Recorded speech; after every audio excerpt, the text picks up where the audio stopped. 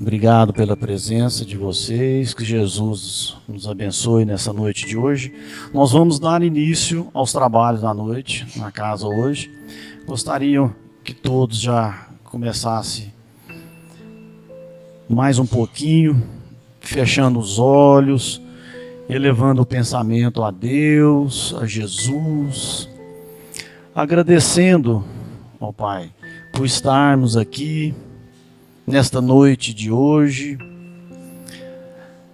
com a palestra do nosso amigo Abílio, que nós possamos refletir no nosso dia a dia, na nossa melhoria, pensar nos problemas que aparecem no dia a dia, nas soluções, na reflexão, no aprendizado, enfim, ó Pai, na nossa melhoria do nosso dia a dia. Obrigado, que Jesus possa nos abençoar agora e sempre. Ave Maria, cheia de graça, o Senhor é convosco. Bendita sois vós entre as mulheres, bendito é o fruto do vosso ventre, Jesus. Santa Maria, Mãe de Jesus, rogai por nós, pecadores, agora e na hora de nossa morte. Que assim seja, que Jesus nos abençoe agora e sempre. Boa noite, meus irmãos.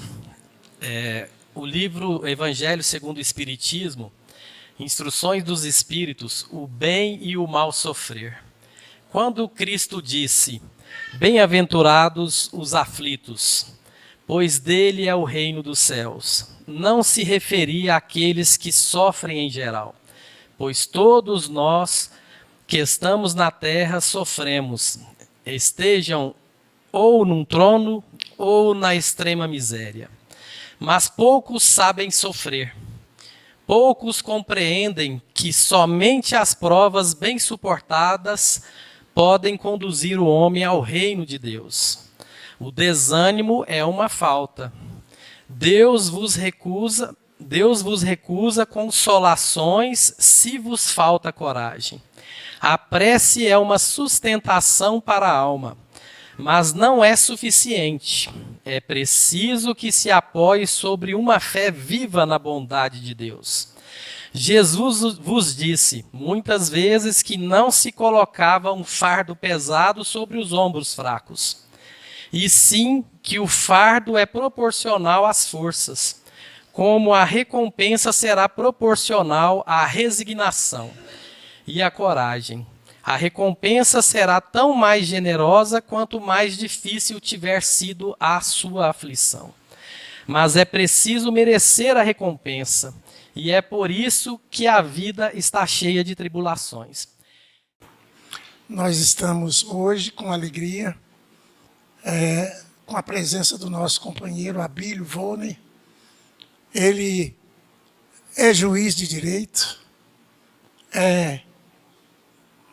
pertence a algumas academias de letras aqui do estado, é escritor, mas aí vem a qualificação melhor, Abílio, que é companheiro nosso, divulgador da doutrina espírita e estudioso da doutrina espírita.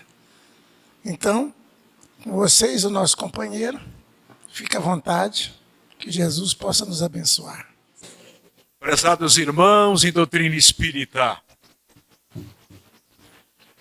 entardecia à margem do mar em Tiberíades.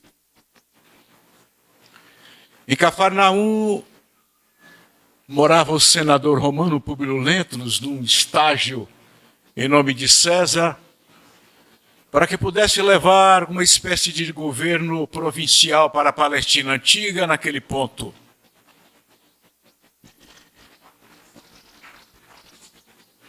O espetáculo do crepúsculo lançava sobre as águas do mar uma perspectiva formidável nos entardeceres em fogo da Judéia, da Galileia. Faziam lembrar a noite que cairia em seguida, quando apagaria o dia para acender o firmamento. Nós damos um passo Já era aproximadamente 9 horas da noite, 21 horas. Quando um diálogo singular travado entre Jesus e o senador Lentulus é o objeto da introdução da exposição da nossa noite. Porque Jesus diz a ele: fora melhor ter me procurado durante a hora mais clara do dia, a fim de que pudéssemos chegar até a noite. O senador havia contemplado as águas anoitecidas com o luar, a solidão imponente do plenilúnio que infundia um certo temor, pela melancolia de sua majestosa beleza. E Jesus diz a ele: senador, por que me procuras? Todos recordam comigo? E ele, virando-se diante do semblante misericordioso e a figura melancólica e majestosa de Jesus, não havia dúvida que era o Nazareno, a quem ele havia ido procurar para pedir-lhe curasse uma filha leprosa. E Jesus diz: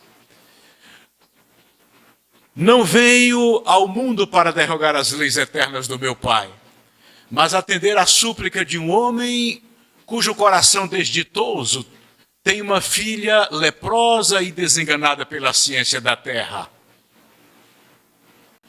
Mas não é o teu sentimento carregado de orgulho e egoísmo humano que poderão curar-lhe a filha, mas somente a fé e a humildade da tua esposa, Flávia Lentulus, recordamos. E Jesus volta à carga ainda e diz a ele: não venho em busca do homem de estado superficial e orgulhoso, que só os séculos de sofrimento poderão encaminhar ao regaço do meu Pai.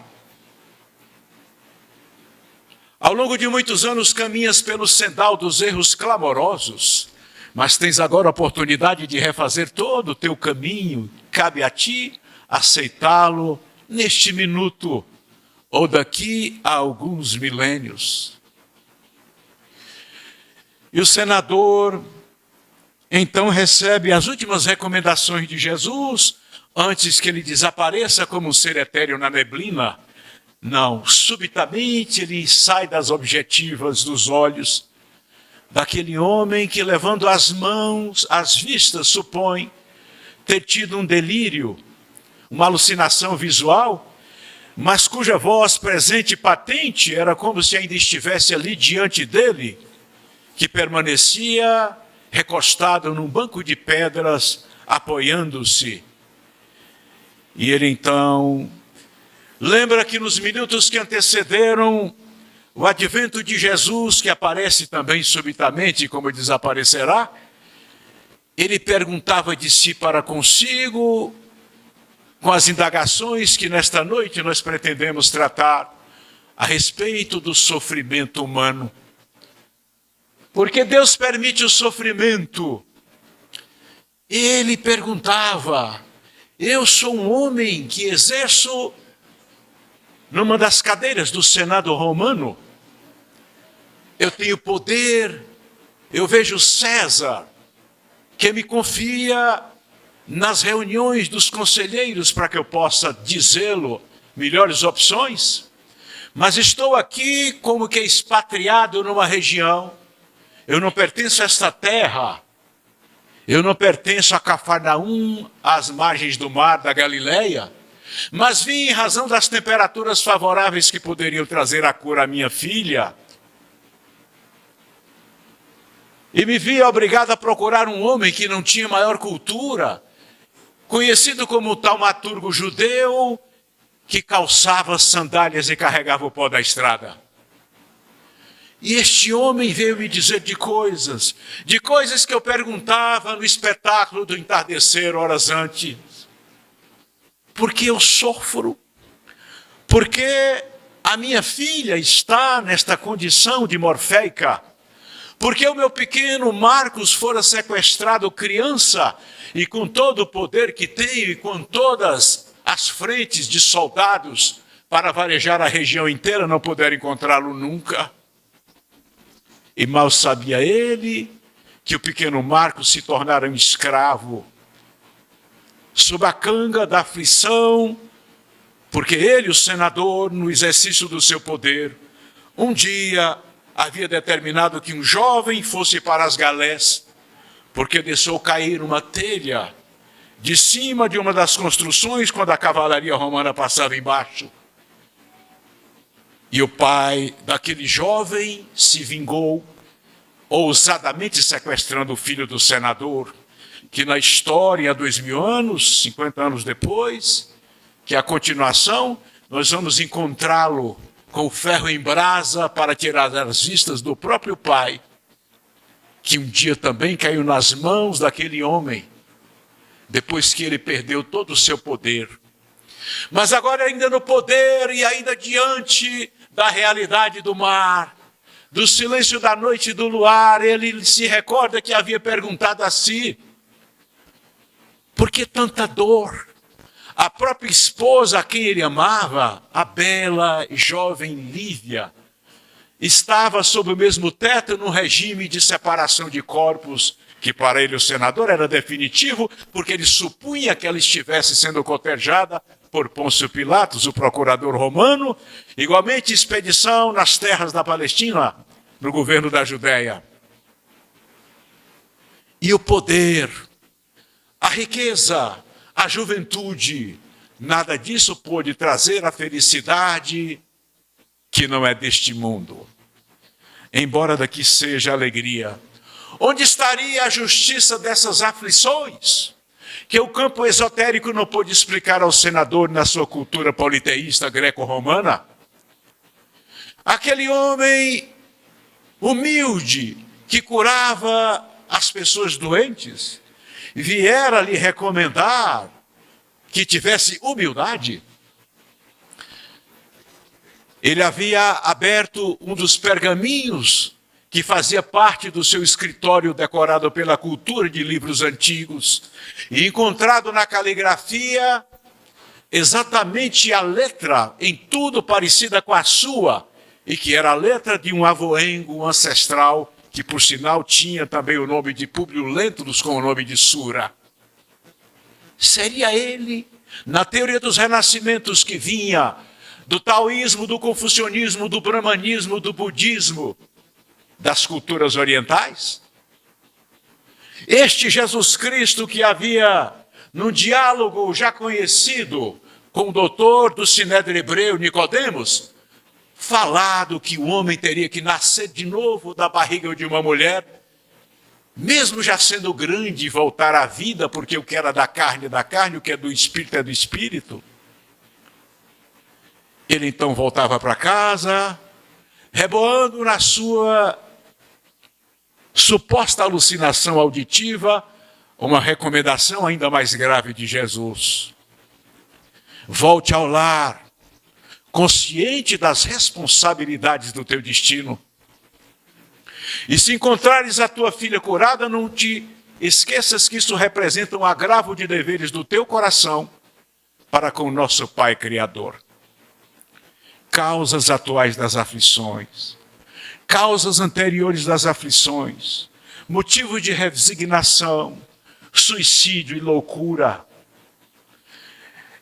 Seria a última ideia para um homem que não tinha mais por que viver. Ele não tinha o lar, embora o tivesse. Ele não tinha os filhos, e a única que tinha, não fosse o seu poder, seria degradada para o Vale dos Imundos em Jerusalém. Ali para onde, segundo Humberto de Campos, numa página literária, os leprosos foram conduzidos pela matraca de um oficial romano num dia em que Maria Madalena os encontrou na enseada do mar, já convertida, aguardando na perspectiva do poente aquele Jesus que havia sido crucificado em Jerusalém. E ela então diz: não voltarei ao lupanar de onde saí. Eu vou seguir estes homens na direção do Vale dos Leprosos. porque quero estar com eles para falar do Evangelho. Numa noite, ela se dirigiu a eles e disse: nesta noite, depois do banho da tarde, quando eu peguei de um seixo nas águas e cravei no meu peito onde tinha uma mancha branca, eu descobri que estava em dolor. Então quero lhes dizer nesta noite, nós, os leprosos de Jerusalém, leprosos da alma e do espírito, porque quase sempre o remédio do mal termina sendo a injunção das doenças, das dores, dos sofrimentos, e ela opta estar com os sofredores do mundo. Por que sofre a periferia de Goiânia com quase 70% da população em condição de pobreza? Porque Goiânia, em 2022, foi tida como a capital, dentre as capitais do país, que tinha a maior desigualdade social, com um topo de pirâmide de poucos numa condição, e a grande base formada por estes que as comitivas espíritas nos trabalhos de caridade desta casa e de outros são encontrados, ou que vêm buscar os donativos. Estes que, segundo o censo de 2010 do IBGE, representam uma grande parcela dos 2/3 da população, das instituições não governamentais, filantrópicas e governamentais que levam a auxílio aos sofredores, muitos abaixo da linha da pobreza. Quando nós nos tocamos o coração ao ver a situação das águas do Guaíba devorando a cidade do Rio Grande do Sul e mandamos o nosso auxílio e colaboração. Enquanto aqui, do lado atrás, mais ali, uma população geme sob a canga da mesma aflição que veio dos seus avós, de uma pobreza que nos insulta e que gera naturalmente a mágoa e o dissabor daqueles que assistem deste grande auditório que circunda a cidade, desfilarmos nós, os felizes da terra, numa condição de existência e de vida muito razoável diante da realidade deles. A felicidade não é deste mundo. Os tormentos voluntários, a desgraça real. Entretanto, nós que estamos aboletados numa condição mais razoável, temos também no vaso que enfeita o nosso lar, uma serpente escondida que assim não seja no seu. É a serpente das aflições, das contusões, dos encontros humanos nas convivências, os sofrimentos de toda ordem para se educar um filho rebelde, as notícias ruins quando eles desandam, que assim não seja. O processo de ter que tolerar, se resignar diante de situações para poder estabelecer qualquer tipo de convivência no mundo, no trabalho, na via pública. E o suor que se derrama para adquirir a condição material que temos, com o suor da própria testa. E que nos perguntamos, exângues, quando a jornada vai apontando a direção do crepúsculo, como eu me encontro agora, na estação do outono, o que fizemos, o que estamos fazendo, e por que diariamente carregamos a aflição de preocupações e de desafios existenciais e problemas a serem resolvidos, como se a roda da vida nunca parasse de girar neste campo da pedagogia divina. Eis a grande explicação porque Deus nos permite sofrer. E passamos a compreender definitivamente quando Jesus ganha o platô do monte, contemplando igualmente as adjacências que vai terminar no grande mar. Ele olha na horizontalidade do ser agora a multidão que o aperta, no talude do morro, e faz uma das alocuções mais expressivas que seria o coração do seu evangelho de palavras, o Sermão do Monte. Ele brada para todos sem microfone: bem-aventurados os pobres pelo Espírito, porque deles é o reino dos céus. Bem-aventurados os aflitos, porque serão consolados. Todos vós que chorais, um dia rireis. Vós, os ricos, um dia chorareis. Vós, os que promovem a paz, serão chamados filhos de Deus e herdarão a terra. Bem-aventurados, felizes aqueles que gemem a dor das aflições, dos sofrimentos do mundo. Bem-aventurados sois quando vos perseguirem por causa da justiça das suas condutas e do modo que querem viver. Bem-aventurados sois vós, pobres, porque de vós, os pobres, é o reino dos céus. E bem-aventurado quer dizer feliz. Então a filosofia, refundindo o pensamento, que tem a grande significação para uma grande psicoterapia para a realidade civilizatória do planeta Terra, vai dizer: nós somos felizes exatamente nas aflições da vida. É ela que nos dá o retorno emocional, o feedback, a sensação de alegria quando, embora numa condição melhor, nós nos percebemos sempre no fronte do serviço, com filosofia ou sem filosofia, acreditando ou não nas palavras do Cristo, tendo ou não fé, eu estou sempre sob a canga das dificuldades diárias. E já acordamos olhando o bloco de notas, olhando o menu do que temos que fazer, observando os cuidados do corpo que tem que ser feitos, percebendo que as doenças lentamente vão nos visitar, porque a nossa sentença de morte está publicada em edital, e a cada lustro há uma queda fisiológica, e somos o único ser que tem consciência na cadeia de bilhões da biologia planetária que vai morrer, que sabemos.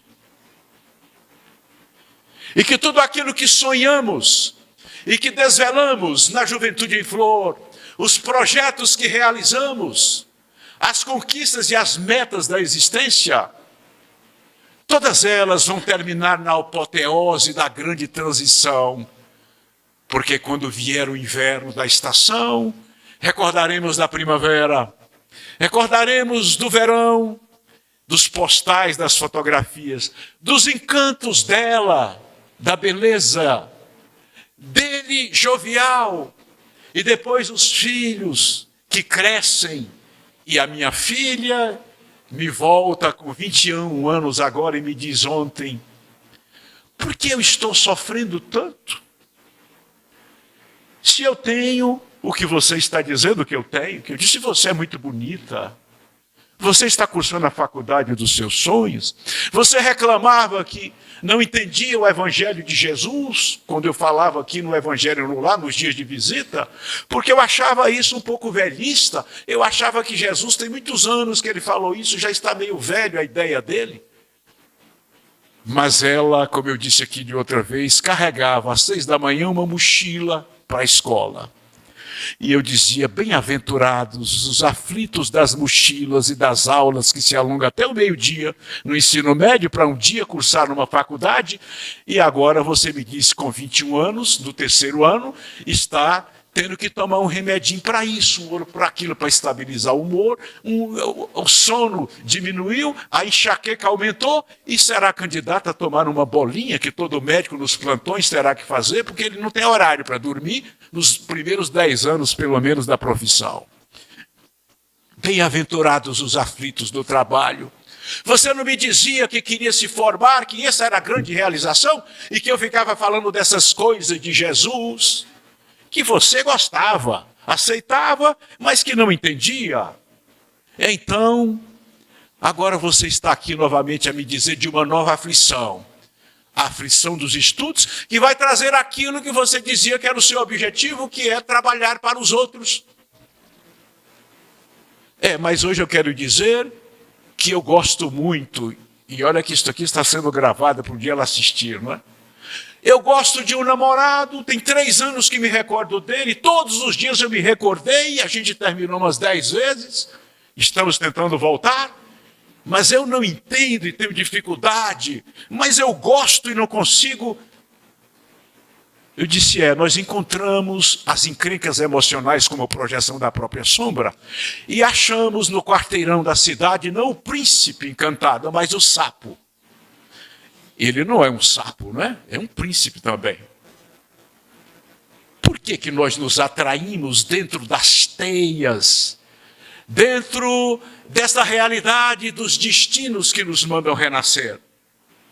E que nos identificamos com o padrão vibratório mental em busca de um sofrimento inconscientemente acalentado, porque Deus nos permite a lição do desafio para que eu possa, no atrito da pedra com o buril, burilar aquilo que me faz exatamente ter esses inconformismos todos, porque a voz do pai e da mãe não serve de conselho.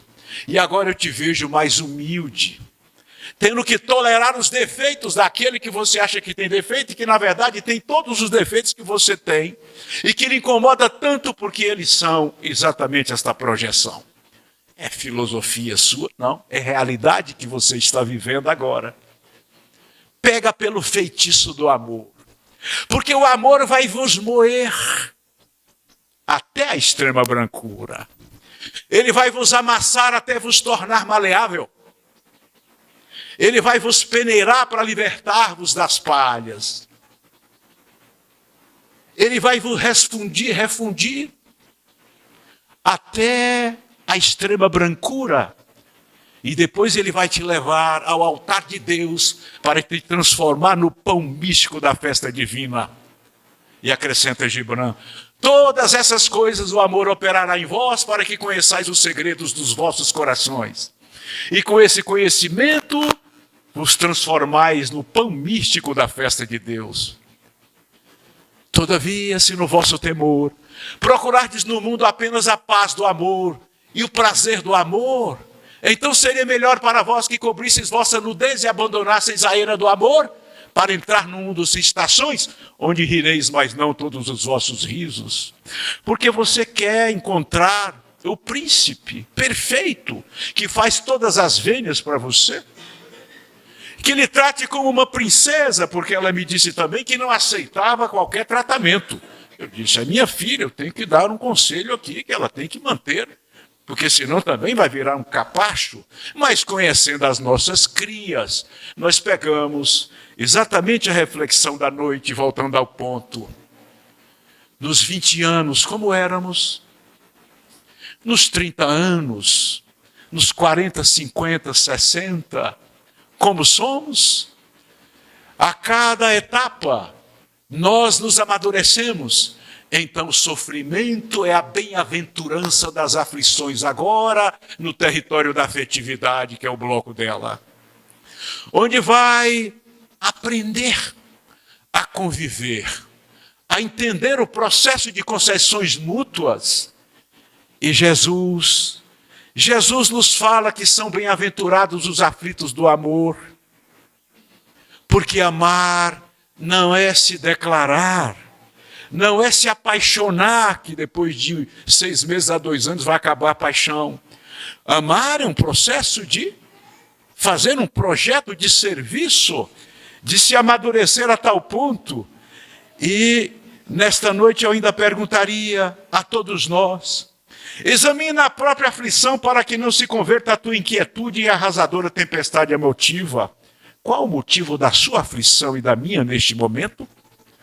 Quantas nós superamos? E quantas alegrias nos trouxeram elas? Porque o troféu da mãe é o filho, e ela sofreu tanto. Para levá-lo na barriga até a delivrance, para fazer engatinhas e depois levantá-lo para a vida e um dia lançá-lo como uma flecha na direção do infinito, onde o arqueiro não tem mais a propriedade sobre a flecha lançada, porque o mundo agora é que será a escola, deixando a saudade. As nossas emoções, deste momento, os nossos novos projetos, porque o que importa na vida é a cada hora eu criar um novo projeto, uma nova coisa a realizar, e realizar quer dizer eu estar sentado em casa com o aparelho celular e estar contribuindo de alguma forma. Haja feijoada e pizza nos centros, para a gente ajudar os pobres dos trabalhos sociais através dos donativos, sem que a gente precise, às vezes, ir buscar os morros periféricos porque não tem tempo, não tem disponibilidade, quando as caravanas querem o material para entrar em serviço. Nós nos indagamos, todas as aflições se caracterizam por tipos e nomes especiais? Estas aflições do egoísmo que se chama egolatria. Todo egoísta, ele é o centro, tudo é dele, não é? E depois, como ele não pode levar nada daqui, só vai levar ao conhecimento, as qualidades morais, os sentimentos que ele teve capacidade de desenvolver, né? Caixão, não tem lugar para levar dinheiro. Ele olha desiludido e diz assim: vou deixar uma boa herança para os meus filhos, vírgula, porque não pode levar, não tem jeito, né? Vai morrer. Então, a egolatria dos homens de Estado que fazem a guerra, é a mesma egolatria daqueles que constroem a vida toda na parcimônia econômica, para juntar como prevenição, para no final o celeiro estar bem cheio nas contas bancárias. O Dalai Lama diz que nós vivemos como alguém que nunca fosse morrer, e morremos como alguém que às vezes nunca viveu.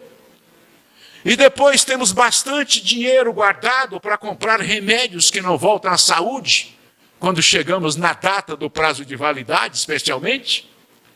Sejamos mais solidários, para não termos a solidão daqueles que chegam no barco, na travessia, na direção do outono para o inverno. A aflição do vício chama-se delinquência. O viciado tem a compulsão e a necessidade. E depois que ele morre, se era um drogado, passa a frequentar nas cidades, nos quarteirões e nos bares, em procura de alguém que está satelizando ele com pensamentos de vício, para que ele possa morar na casa daquele homem e trazer mais 7 espíritos imundos. Já que não tem mais a fisiologia para tragar a droga, vai agora usar do corpo, que vai ser o seu tronco, num processo endemoniado, como é nas tradições antigas da linguagem, num processo de obsessão, num processo de possessão. E Jesus diz ao louco gadareno: quem és tu? Eu sou legião. Saia. Para onde não nos mande? Mande para os porcos, vá. E ele sai e o endemoniado fica bom. Será que nós deixamos de ser endemoniados? E por que o demônio pega aquele moço humilde que sai batendo com as correntes do cemitério? Doente. Quantos pensamentos diários nós temos a ponto de ordinário, que são os espíritos que nos sugerem ideias, e nós ainda estamos querendo entender isto? Será que Jesus, que trabalhou o tempo inteiro com a figura das pessoas endemoniadas, de Madalena ele afasta 7 espíritos imundos? Quantos 7 espíritos nós arranjamos na travessia das pulsões da juventude? Se assim for, sem termos sido Madalena. A aflição da indisciplina chama-se desordem. Isso não é culpa de Deus. Eu vim ao mundo então para aprender a ter ordem. Ou seja, a nossa cruz é na verdade uma cruz pedagógica. De cada problema que eu tenho, se eu procurar a raiz, a grande maioria tem raiz na minha própria condição. Seja de indisciplina, seja de inveja, seja da covardia, que gera a fuga, seja da preguiça, porque às vezes a preguiça anda tão devagar que é alcançada pela miséria, não é? E não é a miséria de quem não tem a condição material, é às vezes de quem não quer ir, que poderia fazer muitas coisas e está ali confortavelmente, e quando acontece uma coisa, ele diz que Deus deu para o vizinho e não deu para ele. A aflição do relaxamento chama-se evasiva, da indiferença chama-se desânimo, da inutilidade chama-se queixa, do ciúme chama-se desespero. O ciúme é um guardião do amor. Mas quando ele se torna um processo egoístico, possessivo, ele desestrutura qualquer possibilidade de relacionamento, torna-se patológico, e nós passamos a sofrer a aflição que Deus nos dá como sofrimento em consequência dentro das leis de causa e efeito, porque a própria consciência tem instalado em si a lei divina, e esta lei está me chamando a cada ato de viver. Se eu perguntar, Deus não pune nem castiga ninguém. Deus me põe na trajetória das experiências, para viver diante das aflições do mundo, cujas aflições trarão as bem-aventuranças, porque se eu me torno menos egoísta, eu me torno melhor. Eu aprendi a não sê-lo. Se eu fujo do vício, eu aprendi a não ser escravo. Eu estarei fugindo de aflições que eu poderia estar cavando, ou de algumas delas que surgem no caminho gratuitamente, embora eu não tenha feito nada de errado. Subitamente se perde um patrimônio, nós vamos procurar na ficha de reencarnação, como na passagem, para terminar, do João Mateus, naquela parábola criada por Humberto de Campos. Ele era um homem como nós, já maduro, assistira 800 missas sem prestar muita atenção, como católico, respeitável. Transformou-se em espírita, converteu-se, a gente não usa a expressão, né? Se convenceu da doutrina e passou a seguir Jesus na nossa interpretação e deu diversas palestras, era um brilhante orador, mas tinha dificuldade de convivência com os companheiros na casa. E na rua ele deu algumas moedas para funâmbulos, pessoas dessas que estão nas periferias de Goiânia ou que invadem as cidades dos semáforos. Casou-se em regime de submissão da mulher. Não é, doutor Enio? Foi um marido daqueles, né, do seu tempo, dos anos 40. E na noite que ele ia completar 50 anos, ele deitou e dormiu para no dia seguinte acordar, né, ia fazer idade. E ele sonhou que estava chegando no céu. No céu, ele disse, esse céu não é o céu das tradições de onde eu vim. Isso aqui é uma colônia espiritual. Eu estou chegando e bateu na porta, um espírito amigo veio recebê-lo, não era São Pedro, não estava com a chave, e disse a ele, o que queres? Ele, eu quero entrar. Eu sou espírita, estou num sonho de desdobramento e eu não quero voltar. Então o benfeitor diz a ele, deixa eu dar uma olhadinha na sua ficha de reencarnação em 1905. Em 1800 e tanto.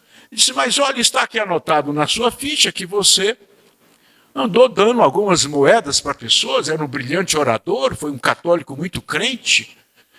Eu acho que você, pensando bem, você acha que você tem condições de entrar aqui? Porque a gente tem até a misericórdia, né? Ele disse, em sã consciência eu vou voltar. E ao voltar a acordar amanhã, eu vou reunir com os companheiros do centro para a gente organizar e construir uma instituição para ajudar crianças, mesmo que não diretamente, ajudar pessoas idosas. Acontece que no meio-dia do aniversário, depois da ceia de comemoração com os companheiros, ele teve um infarto fulminante, desencarnou. Eu acho que ele voltou lá para entrar naquela porta que ele queria entrar. Se é que ele achou o caminho, porque agora ele vai passar por uma travessia diferente, não é? Vai passar uns 8 anos no umbral, vai passar uns dias e entrar na fila depois para voltar à vida e entender que ele não veio para o mundo para aparecer brilhantemente nas tribunas. Ele não veio à terra para lograr o êxito de ter tido um bom casamento, uma mulher que lhe suportava.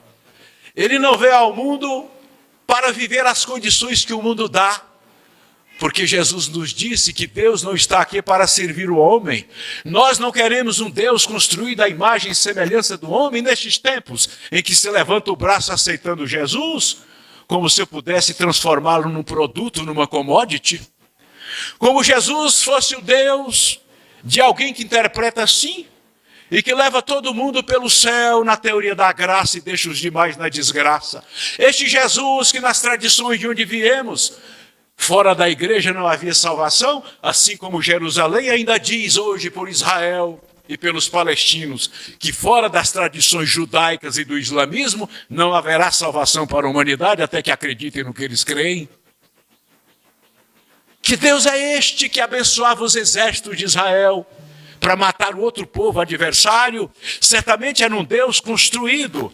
Até quando o homem estará adaptando Deus ao século, às suas conveniências, como se ele fosse realmente um Deus a serviço do homem? Ele nos aguarda nos flancos das atividades. Bem-aventurados os aflitos, porque a lição do sofrimento que Deus permite é para que eu me emancipe, me construa ao aprender com as dificuldades. E só nos dá gratificação, depois que nós passamos pelas aflições, como um corolário dela. Boa noite a todos, que Jesus nos abençoe. Meus irmãos, boa noite a todos. Eu venho fazer um convite a vocês e confesso que não teria momento mais oportuno do que após uma palestra do Dr. Abílio, que está todo mundo com o coração sensibilizado, com vontade de trabalhar, né?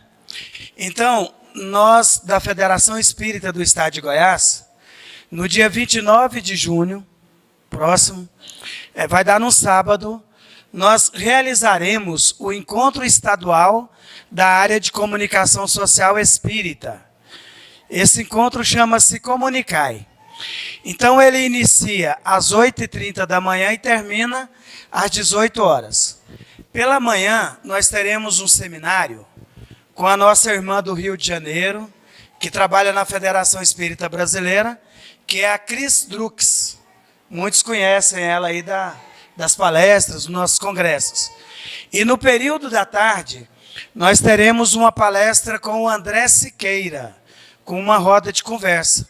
O André Siqueira, ele é o coordenador nacional da área de comunicação social espírita. E no finalzinho da tarde, nós teremos uma peça de teatro que chama-se Trabalhadores de Jesus, que é uma homenagem que a federação faz a Eurípides Barçanufo e Chico Xavier. Então, esse encontro, ele é um encontro gratuito. Nós teremos os seminários e, ao final, uma peça de teatro. André Siqueira e Cristiane Drux, né, são, no meu ponto de vista, um dos melhores comunicadores espíritas do nosso país. Vivem aí pelo mundo afora, divulgando a doutrina, né? Então, nós queremos convidar vocês para participar conosco. Só que tem que fazer a inscrição no site da Federação Espírita do Estado de Goiás ou no Instagram da Federação. Você entra, faz a sua inscrição e dia 28, dia 29, estaremos juntos lá na FEGO. Tá? Então, nós queremos contar com vocês e estamos juntos na divulgação do seminário da casa, viu, Fábio? Estamos juntos. A FEGO vai divulgar para vocês esse evento aí. Tá? Muito obrigado pela palestra e obrigado pela atenção de vocês. Obrigado.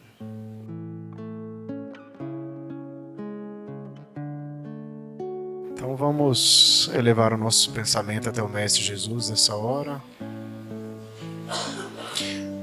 aproveitando para rogar por aquilo que sentimos, pelas nossas enfermidades, pelas nossas angústias, lembrando que o nosso Mestre, quando veio à Terra, ele veio atender aos necessitados. Ele, com a sua sabedoria, com o seu conhecimento, nos atingiu lá no fundo do nosso coração.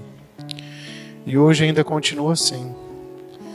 Da onde ele está, continua enviando seus emissários, enviando a sua luz, que nos envolve, nos protege, que acalenta os nossos corações.